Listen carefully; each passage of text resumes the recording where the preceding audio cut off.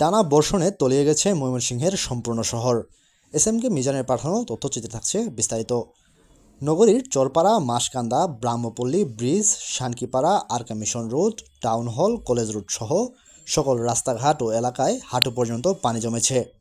Mymensingh city corporation পানি নিষ্কাশনের সঠিক ব্যবস্থা না করায় এই অবস্থা নগরবাসীর।